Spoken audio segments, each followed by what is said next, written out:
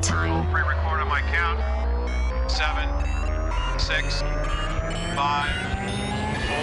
Here we go, Roger. And on Insights, two eyes in the middle. INSIIGHTS, where we always talk the talk.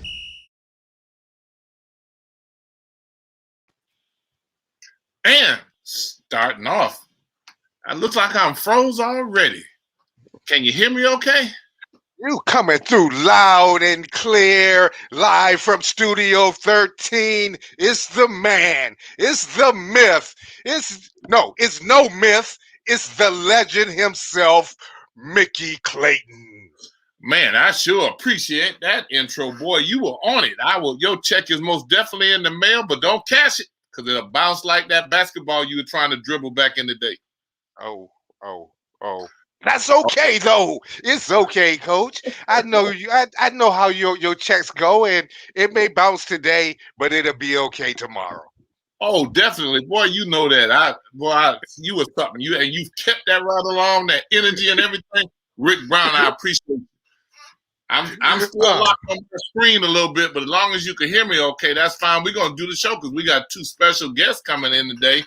I don't even know who's more special. No, I probably have to go with the young lady with Jan. She's probably more special than Brad, but I don't want to make him too mad because he tried to teach me how to play golf, and that has been a much harder job than he thought it would be. We did that thing on the NIL last week, Rick, and about the athletes getting paid. Right, and, right.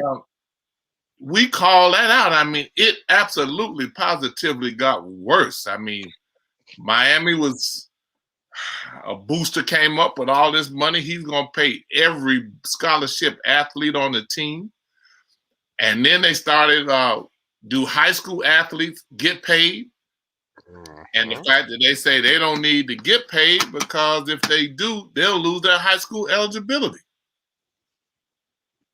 That's going to change.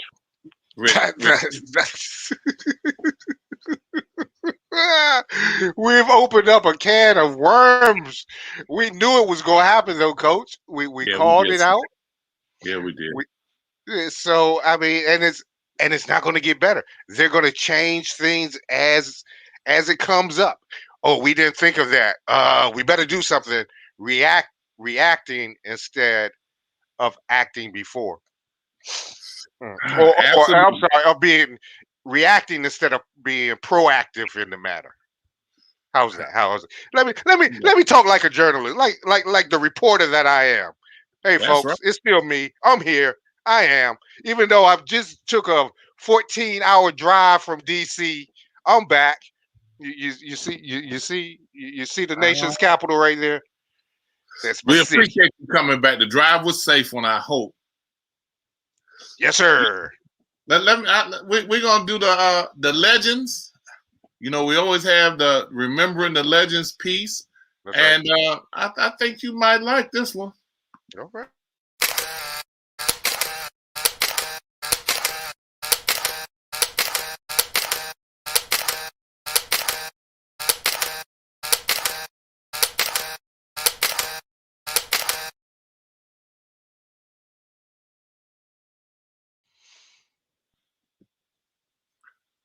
Boy, nothing seems to be going right for me today.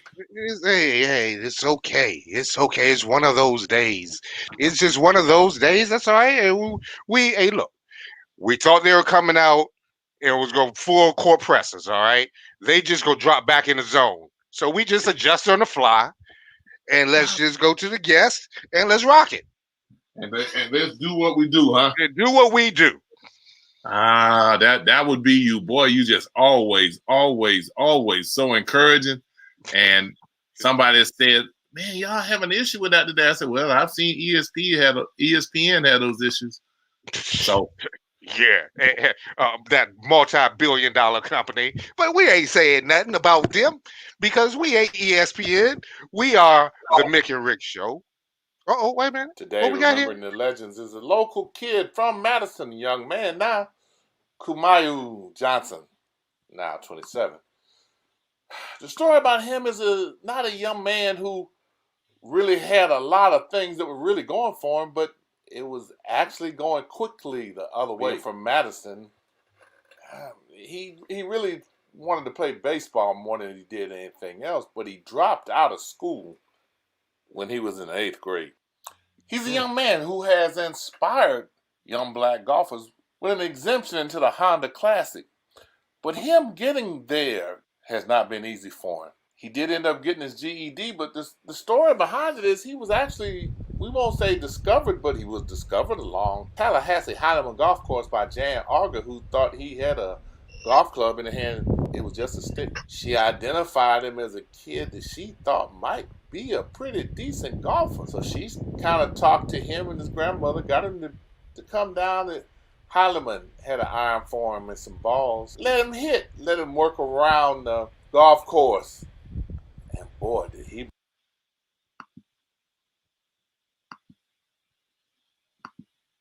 Wow, what a story. What a story. I mean, dropped out of school, and then yes, I know she's gonna speak on that. Yeah. This is going to be a nice show right here. I wish that I could say that everything that we're doing is going wrong on here today, and we're just trying to do that. The story on this young man is really a great story. It's not a good story. It's a great story. And one of our guests that we have, Jan,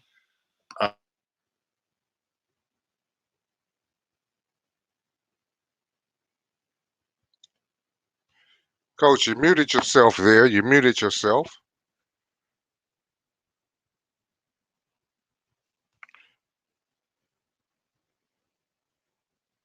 Hang tight with us, folks. We gonna work out these bugs, because this is something I want to hear. I want to hear more about this. So just hold tight with us. You want to hear more about this young man, don't you? Oh yeah, Coach. Most definitely. And each one of these people that we have as guests, they know about him firsthand. And my screen is just really going crazy. It really is. But I'm gonna see if I can't get some of these. I think I had Brad on, and I didn't even do an introduction on Brad. I talked about him when he was off screen, because that's the best time to talk about people, because they can't say anything when they're off screen.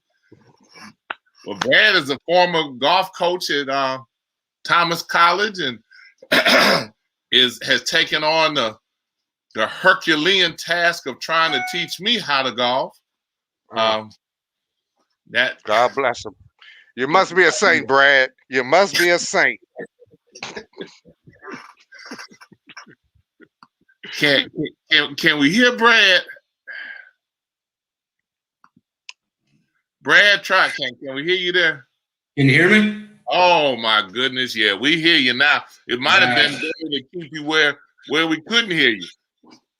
But we also have added Jan, and she's legendary. She runs the city golf courses and does an excellent job. And one thing about her staff, especially at Heileman, now don't ask me how they do this.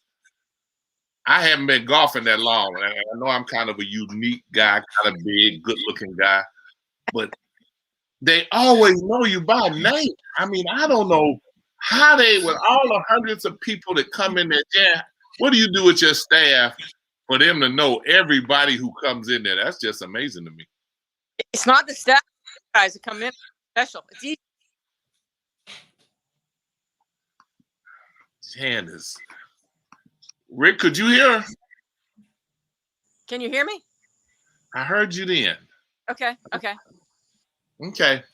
Yeah, I was just saying it's nothing that we do to the staff. It's all the customers that come in. People like you, Mickey. You're hard to forget. Oh Lord! Oh boy, did she shovel that back? Boy, that was pretty good. She wrote that on a script. She's got scripts down there for you guys right now. Thank you, Brad. You know, sometimes you know in coaching you get people, they shovel that SHYT so good that you just leave them alone because they throw it at you so good. You're like, okay, let me move to somebody else. Jan, get them off of her. Jan, we were talking about a young man. We couldn't get all of him. Rick was, I mean, he was entranced with that story. You know, it's something that was kind of close to you. Could you tell us some more about it? Yeah, it just was, like things line up, right? And I was out playing golf, and for some reason, I looked over there and saw him, and like you said, Mickey, it looked like he was swinging a stick, and I thought he looked like he was swinging a golf club, and I walked over to him, and it was a stick, which made me laugh. I'm like, God, kid's got a good swinging a stick, and then I wanted to know if he wasn't in school, truant officer that I am, and cool, cute kid, real cute. Kamaiu, charming right from the start too. And so I asked him. He told me he was homeschooled, and I asked him if he wanted to go hit a bucket of balls, and he said, yeah. And I said, he told me where he lived, and he lived with his grandmother. I said, well, you got to go ask your grandmother first. And so he ran off, and then basically I never got rid of him after that. He was back every day. He was about a week later. He came back, and someone said that kid came back, and so I worked out a deal with him. If he helped around the golf course, he could the clubhouse. He could play for free, play for $1 because everybody paid $1 back then. Even I did, and I hit free range balls. And it just like I said, it all lined up. Who knows why it happened there right at that right moment? And I just happened to look over, happened to be playing golf. And Brad, you know how much I play golf, right? Yeah, a lot. I've seen you play golf once since I've been there. Play a lot more, but yeah, it's a good story. I'm happy for him. And, you hit the nail on the head. He inspires a lot of people and a lot of minorities, to get into the game. And Marquise Taylor, Marquise. Uh-huh. If you don't, I'll introduce you to him. He really looked up to Kamaiu, and it's important people like Kamaiu to give people hope. So I'm real proud that turned out to be a. That's a heck of a story, isn't it, Rick? It is. And what I want to know, Jan, is what was it at that moment that made you or that prompted you to just decide to step up and help this kid? I mean, you didn't know him from Adam. You didn't know if he was just, although most bad kids won't just be messing around on a golf course, but still, what was it about the situation that compelled you to make a move like that? Well, honestly, the first thing was the swing. He had a pretty darn good swing, and he looked a little sad, to be honest with you, when I walked up there, and he looked lonely, and like he didn't have anything else to do, and he didn't give a hard time or anything, and I thought, well, shoot, let me just give this kid a bucket of balls. So, and it's funny, I always says I gave him a 9-iron. And I know, and it's funny that he remembers that. And the reason I gave him a 9-iron is because he was so small. And now 9-iron, we didn't have any kids clubs back then. A 9-iron is the smallest club they got, the shortest club they got. So, and it worked out. We had some battles. I'll tell you, he did some things wrong, and we had a bunch of sit downs, and I would suspend him. I had to suspend him a couple of times. He never did it like I. Worried about leaving my wallet around or anything, but he'd take like golf clubs, and he got some wedges one time that someone had turned in, and I'd put the person's name on there, and they came to get it, and I turned around and they weren't there, and I walked out and they were in his bag. And I said, you took that guy's clubs?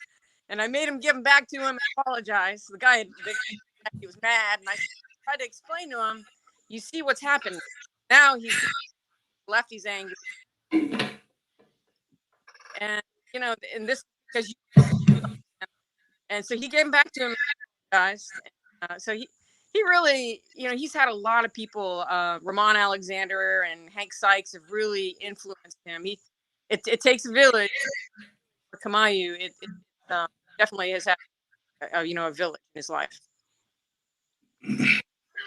It's a heck of a story, and one of the things that I found in short time I've been golfing, I've met a whole lot of people I wouldn't have met otherwise that have really inspired me in different things. And the stories, I mean, I get some, Rick, if we just concentrated on the golf course, we could probably go 6 months with stories from different individuals, some with their, a lot of their accomplishments and some of the things that they actually went through to be successful. And I mean, it's just, and it's different stories at different courses. I mean, it's like you go to one course and it's one thing, you go another course, it's another. And I have to be honest. I go to Heileman and I call Gaither my home course, but when I go to Heileman, I seem like I meet more people. And I met a young lady named Sue Sturgeon today. Mm-hmm. And I was in my truck. She was almost like you, Jan. I got in my truck and she walked over to me and I let my window down. She said, "Man, I like this truck you driving." And we talked about my truck. And she just, and from now on, I asked her what her name was and told her about the show we were doing tonight and everything. And she said that she was going to tune in. Well, she's a personable person. I mean, she just walked over to me and said, "I like your truck," just out the blue. I mean, people are say things. You'll be chipping on the course, Brad, and they'll say, "What are you doing? You chipping with that? You might want to try this. You could do it the way you want to, but you might want to try this." And I'll try it, and it'll work. But I mean, it's just on the course. I mean, those 2 kids you have today that we met that play at McClay, the 7th grade girl and the 8th grade guy. Yeah. And I gave them my cards and told them that, we were doing something on golf today. And when I handed them the card, the guy, Insights. I watch Insights. I've seen y'all with my football. I watch y'all on football. You the guy on Insights? Oh man, I've been watching y'all. And I was like, wow. But Brad, tell us how you ended up thinking that you were going to go the easy route and do the golf and find out how much work it was out there with us hard in it. It's some work. I started up I'm from Ohio, so I started up at a golf course up there.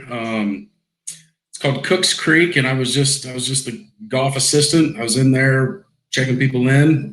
Wife and I moved to Florida and started working at Southwood. I fell in love. Probably when I've been playing golf since I was probably 3 or 4. Fell in love with it when I was probably 20. I played high school golf. It wasn't my passion. I was a baseball player. Golf was just something to do on the side, and something hit when I was 21, 22, fell in love with it. It just got the bug. Mick, you know what I'm talking about. You have the bug right now. Yeah. I was over at Southwood. I became the head pro, and one day I just woke up and realized that's not my true passion. I love teaching, and I do it all day, almost every day now. I'm there from 9 o'clock to 6 o'clock most days, teaching hour to hour, and I love getting people to get better at golf. Same story that Jan said with Kamaiu. I mean, she saw this kid swinging a stick. When you see a kid swinging a stick, he wants to play golf. And I love helping that person to play golf, get better at golf, and fulfill his dreams or her dreams. So you learn a lot in the sport. You told me that you played with 2 guys that you play with all the time over. I mean, you meet people that you never thought you'd meet. You become friends with people that you never thought you'd be friends with. And you can play it forever. Wow, you're pretty right. I mean, I was at Heileman and golf with a little bitty China guy from China. And he was walking, and at the last hole, he said, "I not tell you what to do, but you need to take the ball and put it higher in your stance. And you need to get a pro to help you." Oh, man. Ouch. Yeah, Brad, what can you say then? He said, hey, you so bad off, I can't even help you. You're saying, what pro do I need to get with? Right. Exactly. You know, and I watch you. You know, you're real patient with the people that you have. Jan, you do a good job of hiring your staff. They make it. I mean, and there's a key as a former coach. You can pass it off as much as you want, but you have to kind of see some things in people that you think will be outgoing and personable. And you don't hit 100, but you have to kind of have to have a little discernment in you to be able to do that. What do you look for when you talk to them? You know, it's funny you say that. You know, like, you know, you want people to be personable, but I take a guy like Richard. You know, Richard. You know, he's a wonderful kid, and you know, when he first came out and he wanted to work quiet, and he's very blunt, like me. You know, says and he's done. And there's just something about, and he's not the friendliest. You know, and he's, you know, sometimes he is, sometimes he isn't, but there's something about Richard. And like, I know that him working in that golf shop is the best thing for him. And so, you know, then you got like Monk who works there. Monk's about, you know, he's so friendly. He talks to everybody and he's running around everywhere. So you got to have a balance, right? But, you know, and it's not always, you know, you want to have people there that are good for customers, but you also have to think about the people that work there. Like, what's going to be good for them? How can we help them? You know, Marquise doesn't like working inside, but we make him work inside and talk to people. And so, you know, you don't hit a home run every time, but you know, like I said, you also have to work for, you know, look at things that are good for the people too, the individuals. Okay, because you also, I mean, even the guys who are outside, all of them speak to me, all of them, and they all speak, and one of them made the comment one day. He said, "Oh, you kind of serious today." I said, "Why you say that?" He said, "Because you're dressing today like everybody else rather than the unique way that you usually dress." And I was like, okay. I said, okay. But Jan, tell us about the Tallahassee Open. I don't think people understand how significant that is. Yeah, Tallahassee Open is it's our tournament of the year. It's August 21st and 22nd. And I'm really excited. You know, last year we had COVID, so we had to limit the players. We didn't have a pro division. We have a pro division this year. Hopefully, I'm trying to talk Kamaiu into playing. But, you know, it's our first year with the cart pass. And what do you say? He can't play in that. I thought about playing in that. He can't play in that. He's pro. I'm just pro. You gotta get lightning, Brad. You can do it. I'll get a hold of the tour and schedule an event there that week. Yeah, you know, and you know, Shane and his staff do a great job at both courses. Both courses just look tremendous right now. But you know, he's growing that rough out. He's trying to, you know, we want to peak for the Open, and so that rough is growing. I've already heard a little grumbling about the rough, but we want to get it ready for the Open and make it you know, we want it to be tough, and the greens will be rolling pretty fast. I mean, I don't know what they rolled last year. I think like 10 or 10 and a half, but you know, they'll be at least that to, you know, he kind of goes, how fast do you want to get them, you know? But yeah, I'm excited. I think that this year the course will be, and next year too, it'll be even better because we'll get all those old cart paths grown in. But it's going to be tremendous. I'm excited about it. Well, you said something about the cart path. Tell people a little bit about what the city has done to Heilemann and Jake, because I'm a newbie, but I've been traveling some golf courses in Valdosta, Thomasville, Spruce Creek, Ocala. Our Heilemann course and Gaither isn't far behind, but it's just 9 holes. But that Heilemann kind of holds up to anywhere else I've been. It's great. You know, when we first put we wanted them to be ADA accessible, because most of our, a lot of our players are seniors, and people who aren't seniors, they just don't want to, they want to drive up as close as they can to the tee boxes. So if you notice, at both courses, we got 7.5 miles of cart paths we put in, and we bring the cart paths as close to the tee box as we can and as close to the greens as we can.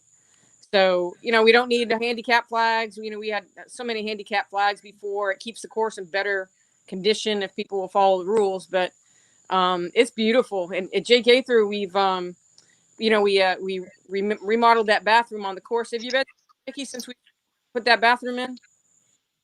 The bathroom is not working right now? At Gaither? Right. Really? When'd you go there? I go 3 times a week. And they put them in. They were functioning for about a week. Okay. Wow. It's really nice. It was nice, but didn't take long. I didn't know that. Well, I'll have to look into that, sir.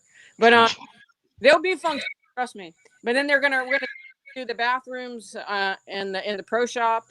So the city is really investing money in that course, and we're going to be nominated for the National Historic Registry, and be to the Florida Historic Golf Trail. So that's coming up, maybe in the next 6 months or so. They're working on it. The state's working on that. So it's an exciting time for Jake. Proud of Jake Gaither. It's a gem. Can we get some shirts with Jake Gaither on them, like the Holloman shirts? We've got them. Tion oh, has, yeah. Oh, yeah. Huh? What are you, like an XL? I'm a XXX. Yeah. I didn't know we had any Jake Gaither because I've been trying to find them, but I love the course over there, the 9 holes. For us who can't hit, we need some cart paths through the woods because that's where my ball is. I gladly walk to the tee. I mean, to the green if I can get them up there, but I'm in the woods trying to hit them through the trees. You gotta see Brad about that. We're trying. We're trying. Oh, huh? We're trying. He hits it good at the driving range, but I seen him out there today, and he swings a little too hard when people are watching. Yeah, let it go. Yeah, you're exactly right. He'll look at me. Argument.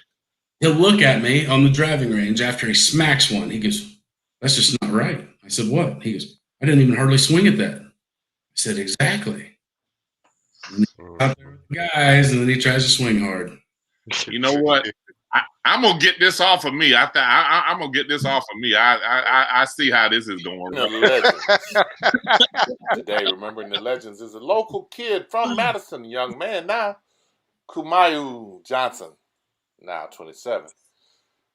The story about him is not a young man who really had a lot of things that were really going for him, but it was actually going quickly the other way from Madison. He really wanted to play baseball more than he did anything else, but he dropped out of school when he was in 8th grade. He's a young man who has inspired young black golfers with an exemption into the Honda Classic. But him getting there has not been easy for him. He did end up getting his GED, but the story behind it is he was actually, we won't say discovered, but he was discovered along Tallahassee Heineman Golf Course by Jan Auger, who thought he had a golf club in the hand. It was just a stick. She identified him as a kid that she thought might be a pretty decent golfer. So she kind of talked to him and his grandmother, got him to come down to Heineman, had an iron for him and some balls. Let him hit, let him work around the golf course. And boy, did he become a golfer. He now has been able to successfully do some things. What did he do? He was approached by former CEO Jeff Daly, so inspired by his journey that he offered him a $25,000 sponsorship deal for the next 2 years. All he had to do was stitch the farmer's logo on his hat.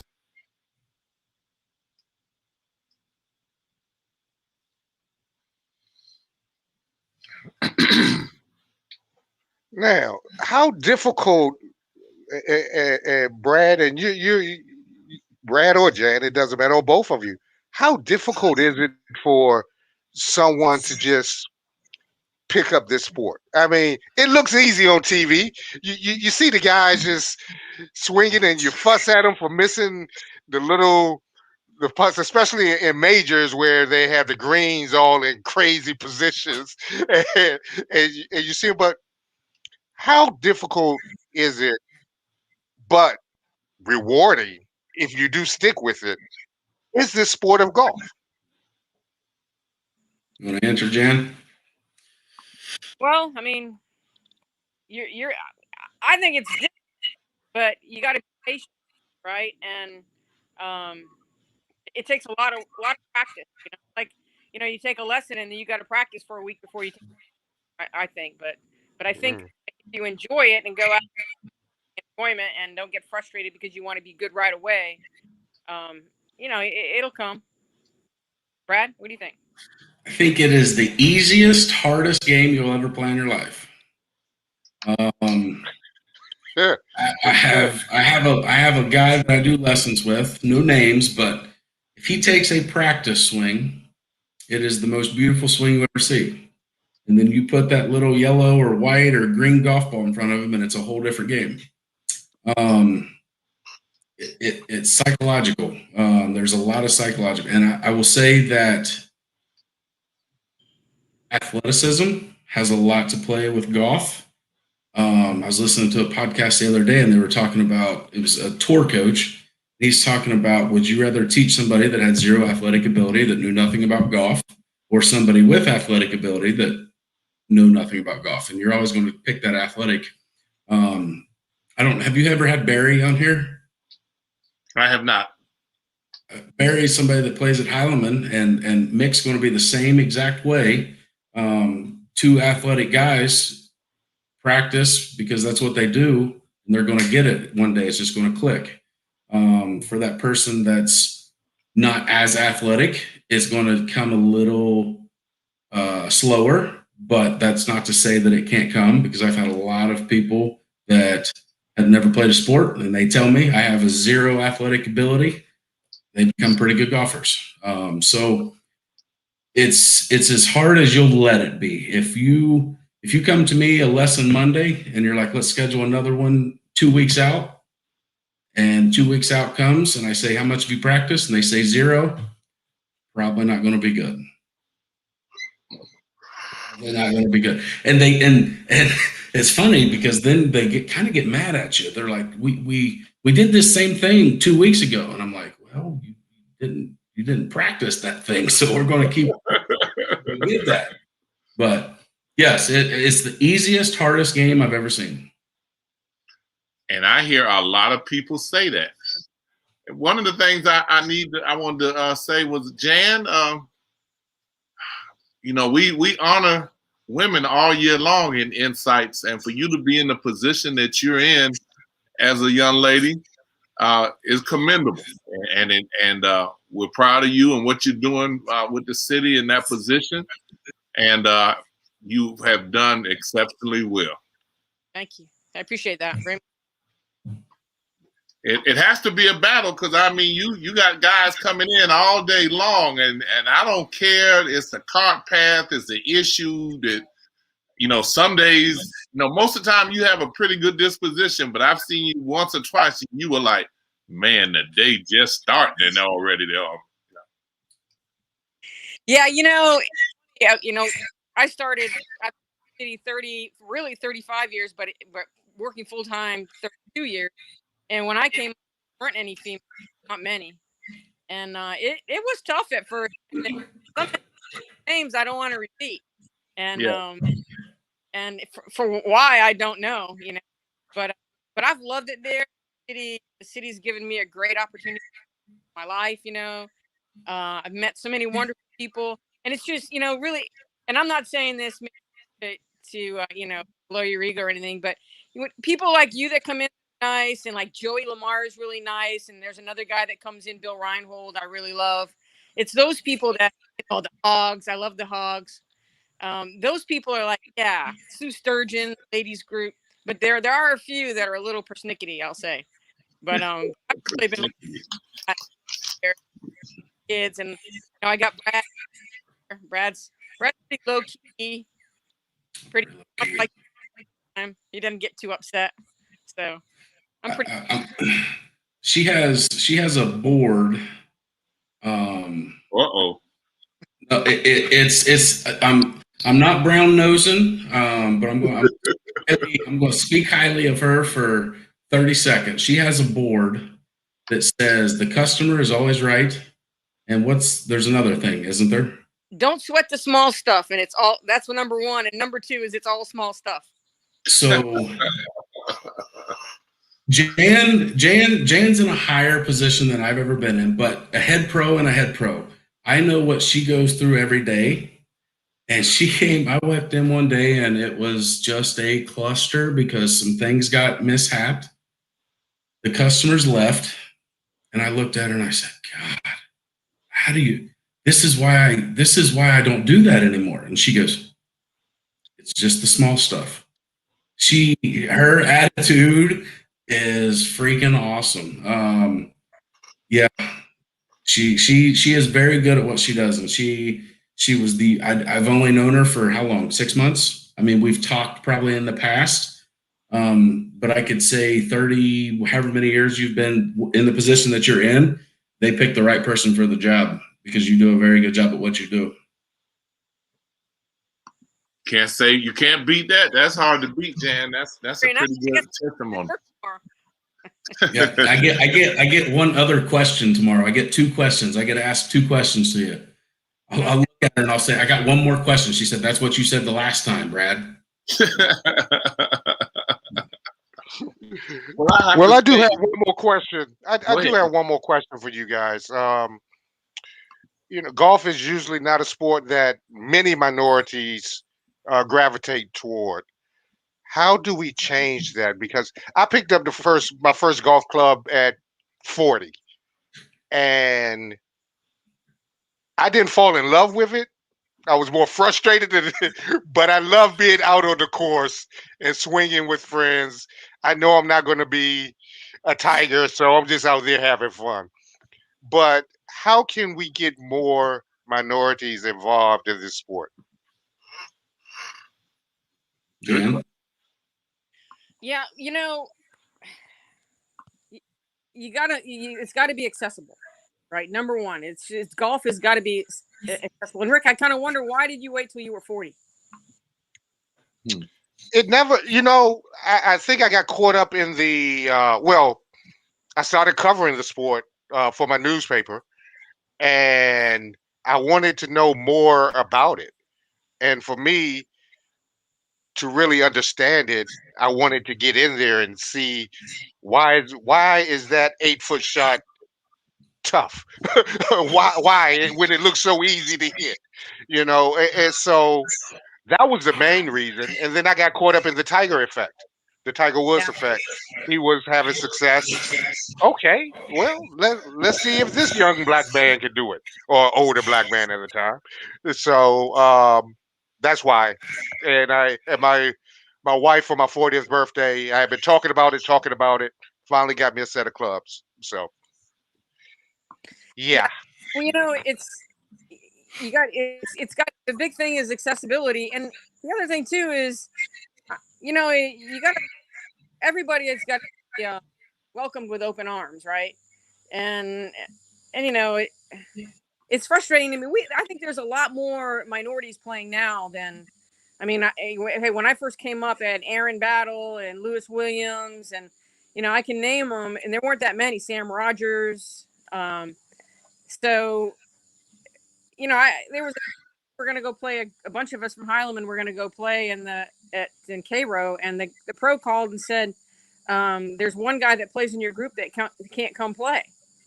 And I was like, what? Who's that? It was Sam Rogers, because he was black. And I was like, that's crazy. I mean, that's just ridiculous. So, things like that, you just can't have that, and I'm not saying it's around now, but it's, you got to have accessibility. It's got to be attractive. It's got to be affordable. A lot of kids now, they want to grab the basketball and go, just head to the hoops because it's free. Do it. It's cool. I'm not sure how cool golf is. So it's an onion. I mean, I'm hoping people like Kamaiu, I think, will inspire people, more kids to play and adults to play. What do you think, Brian? Same thing. I love the industry that I'm in. It's golf, and it is for everybody. But same thing Jan said. Every person has to feel welcomed, whether race, gender. I mean, it's the same thing with women. I mean, you don't see a whole lot of. I mean, being the pro at Southwood, we had 8 people, like 8 to 12 women, and 200 and some odd men. Heileman, we got quite a few women at Heileman, but it's the same. It's that same concept. I don't know if they don't feel welcomed. We're not good enough to go to the golf course. And other sports is a big factor. Like I said, I was basketball and baseball. I played golf because I was athletic and I was decent, but it didn't do anything for me. Hitting a little white golf ball and having to walk 9 miles just kind of sucked. I'm not going to lie. But I think you open your arms out to anybody and everybody, and you give them a golf ball and a club, let them hit it, and that first time that they make really, really good connection with it, it's done. It's done. They fall in love with it. I'll for sure testify to that. I don't know what I did, and then I spend another hour trying to be able to get that one shot again. Yep. You know, I had a lesson today. I think he went to Quincy to play golf, and he said, Brad, he said, I sucked. He said the whole 18. He said I hit my driver, hit my second shot, and I made my third shot. He said I had an eagle on a par 5. He said sign me up for more lessons. All right, let's do it. It's baseball for the love of the game. It's that same click when you hit it with the club head, you fall in love. So Rick, I'm blaming it on you not hitting that good shot to fall in love with it. No, hey, there's been plenty of times where I was about to walk off the course, and then I'll hit that perfect drive right down the center of the fairway, and I'm like, okay, here we go. Okay, this is it like this. Or when I got my first par and my first birdie, I was like, oh, so it is possible. So, like I said, I don't hate it. I just haven't fallen in love with it yet, but we're dating. We're still dating. Yeah, we're dating. So you got to date. You got to date before marriage. Yes. So. And we're gonna wrap this up, but I have to make a couple comments. One, the women at Heileman, they're out there strong. I mean, and they have their own group that they hit with. They dress just as sporty as you could imagine. They got a swagger getting out of their car, and they carry that all the way through, and don't get in their way because they'll golf and move you out the way. So it's just to try to hit behind them. But they are serious golfers, and I know some of them, they got to be beating their husbands because some of them are pretty good. And they are so serious. And I just kind of watch them and respect what they're doing. Now, starting young, I've had my grandson out there with me at 6, and he falls off the golf cart, rolls down the hill because he's hard-headed, won't listen to what I tell him to do. He'll run and try and jump in the golf cart while it's moving, look like a bug hitting the windshield. Talk about Pop, I thought I could make it. But I'll give him the putter and let him put it in. And when he puts one in, he puts the golf club over his head and takes a victory lap around it. I'm like, you just you get a little bit too excited. And then he'll tell you, you got to concentrate, Papa. That's what you promised. I'm like, I'm going to take you back home to your grandma. That's what I'm going to do. Yeah. But I love golf. It came at a time in my life when COVID-19 had us inside, and I was waiting on the apocalypse. I thought the world was getting ready to end. And when Earl Hankerson got me out and had me golf, it was like being outside. I got a chance to breathe fresh air. I could see people. It just really kind of energized me from what was a COVID-19 depression that I didn't know I had until I started golfing and started being stupid again. And it kind of breathed life back into me. and got me doing things again. And that's what golf did for me. It got me out. And you see some of these courses, and this, even on Heilemann and Gaither, you'll take a moment sometimes and just take a deep breath and say, man, look at what God has done. And you'll just look at it before you even hit or do anything else, and it'll just affect you. So it's more than hitting the ball. It's getting out. Just being with and I'm looking at people, who gonna golf in the rain? Me. I mean, my wife asked me yesterday, what's the difference in drizzling and rain? I said, drizzling is this. You can still golf. Rain is so hard you can't golf. That's the distinguishing factor. If it's drizzling, then I'm out. If it's storming, I'm not going to do it. But it's got to be storming pretty good. And I appreciate y'all being with us. It went much longer than our shows typically go. Jan, is there anything else you'd like to add, particularly about the Tallahassee Open, or where they need to go to get more information, what they could do? Let them know what's going on again. Yeah, so the Tallahassee Open, 21st and 22nd. You can find out information or you can come into our pro shop, and we've got information. It's going to be a great field. We'll fill it up. We'll get. So come on, of course, it's going to be fantastic. And then we're going to shut her down after the Tallahassee Open. Once we peak, we'll shut her down for 3 days and do a little maintenance. But that whole week leading up to it's going to be fantastic too. Do people that they're allowed to be there as spectators and watch the golfers? Yes, you can have spectators. You have to have a handicap to play. You have to play the championship flight. But most people will play. And Brad's going to be. Brad's going to be playing, and that. We'll see. Yeah, so you'll see. All right. Well, a special shout out to me to Craig and Van. I golf with them at Gaither on Saturday and Sunday, and I gotta give a shout out to them. But we appreciate y'all being here. Anytime, Jan, Brad, that is something going on that you want us to be able to help promote or do, we're more than willing to do. And we appreciate what you do for the community, because it goes far beyond what you think it does, just allowing people to get out and meet and socialize and have a nice time.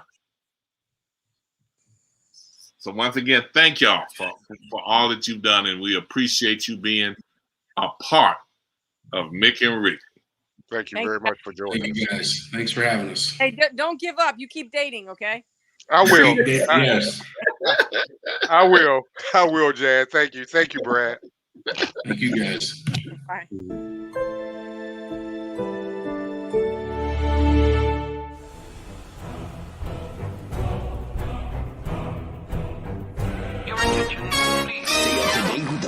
From Insights. Visit our website at insights.com. 2 I's in the middle.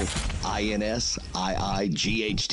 Insights is a copyright of Mac4 Enterprises, a Florida corporation. This broadcast is produced under the exclusive ownership of Mac4 Enterprises and is the intellectual property and trademark of Mac4 Enterprises. Comments of the host and other individual speakers on Insights represent their independent thoughts and representation.